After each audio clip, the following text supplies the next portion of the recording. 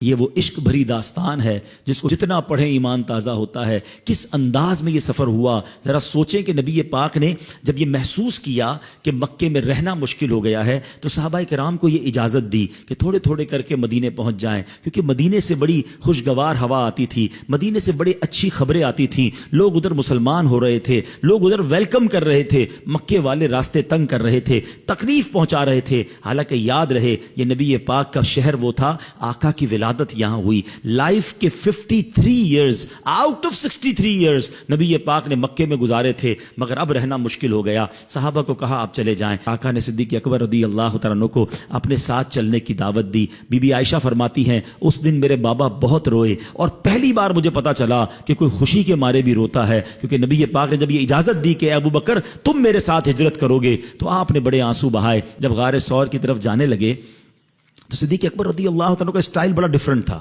کبھی آگے چلتے، کبھی رائٹ چلتے، کبھی لیفٹ پہ آ جاتے، کبھی پیچھے چلنے لگ جاتے۔ اب دو ہی بندے ہوں اور ایک بندہ رائٹ لیفٹ ہو رہا ہو تو نبی پاک نے کہا ابو بکر یہ کیا کر رہے ہو، کبھی تم دائیں چلتے ہو، کبھی بائیں چلتے ہو، کبھی آگے۔ کہتے حضور جب میں خیال آتا ہے نا کہ آپ پر دشمن دائیں طرف سے حملہ کرے گا تو میں رائٹ آ جاتا ہوں، جب یہ خیال آتا ہے لیفٹ سے حملہ ہوگا میں لیفٹ ہو جاتا ہوں، حضور جب لگتا ہے سامنے فرنٹ سے اٹیک ہوگا میں آگے ہو جاتا ہوں، حضور جب خیال آتا ہے پیچھے سے میں پیچھے ہو جاتا ہوں۔ اللہ اکبر۔ نبی پاک نے کہا ابو بکر تم اس لیے کر رہے ہو کہ حملہ ہو تو مجھے نقصان نہ ہو؟ کہتے ہیں واللہ حضور میری یہی تمنا ہے کہ اگر کوئی اٹیک کرے آپ پر آنچ نہ آئے، ابو بکر اس کے سامنے آ جائے۔ غار ثور کے نیچے پہنچے، صدیق اکبر رضی اللہ تعالیٰ نبی پاک سے عرض کی حضور آپ میرے کاندھوں پر آ جائیں، کہیں آپ کے مبارک قدموں پر کوئی کانٹا نہ لگ جائے۔ لک ایٹ دا وے نبی پاک ان کے کاندھے پر سوار ہوتے ہیں، اور صدیق اکبر نے وہ پورا ٹریول جنہوں نے کیا ہے وہ جانتے ہیں، آلموسٹ 5000 فٹ ہائٹ ہے۔ صدیق اکبر وہ کیسے لے کر چلے ہوں گے، کیا وہ منظر ہوگا۔ اور جب نبی پاک علیہ الصلوۃ والسلام کو غار کے کنارے پر پہنچا دیا، نبی پاک سے عرض کرتے ہیں حضور آپ ذرا باہر رہیے، پہلے میں اندر جاؤں گا۔ اندر جاتے ہیں، غار کو صاف کرتے ہیں، دیکھا بہت سارے سوراخ ہیں، کہیں کوئی جانور نہ نکل آئے، کوئی سانپ وغیرہ نہ نکلے۔ ایک ہی چادر تھی، اس کے ٹکڑے کیے، سوراخوں میں ڈال دیا۔ اب ذرا سنیے گا، یہ بات کم لوگوں نے سنی ہے۔ جب باہر آئے تو نبی پاک نے کہا ابو بکر تمہاری چادر کہاں گئی؟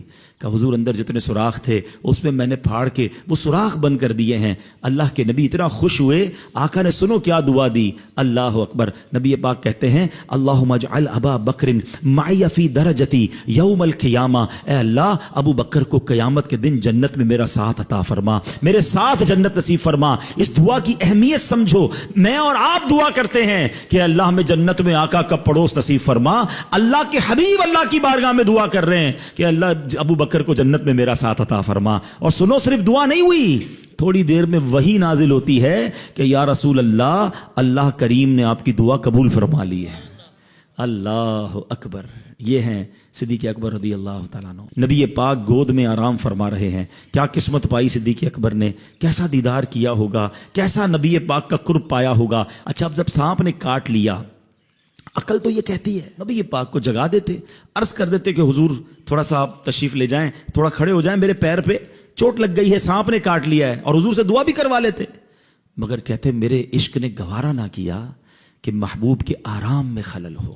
شریعت کہتی ہے جان بچانا فرض ہے۔ یہاں بہت باریک ایک مسئلہ آج سمجھ لیجئے، ٹھیک ہے؟ فرض پر عمل کرنا یہ سب سے اول ہوتا ہے۔ فرض کے لیے بہت ساری چیزیں چھوڑنے کی اجازت ہے، فرض پہلے، اور فرض معاف نہیں ہوتا، فرض ضروری ہوتا ہے۔ آپ نے نہیں جگایا نبی پاک کو، اگر آنسو نکلے آقا کے چہرے انور پر گرتے ہیں، نبی پاک کی آنکھ کھلتی ہے، کہا اے ابو بکر کیوں رو رہے ہو؟ کہا حضور سانپ نے کاٹ لیا ہے۔ سبحان اللہ، نبی پاک نے ایمرجنسی وارڈ کی طرف نہیں بھیجا، اپنا دعاب دہن نکالا، آپ کے انگوٹھے پر لگایا، سانپ کا زہر جو ہے اس کا اثر ختم ہو گیا۔ تو سکھا کیا گئے؟ اعلیٰ حضرت کہتے ہیں صدیق بلکہ غار میں جان ان پہ دے چکے، وہ تو جان دے چکے تھے نا۔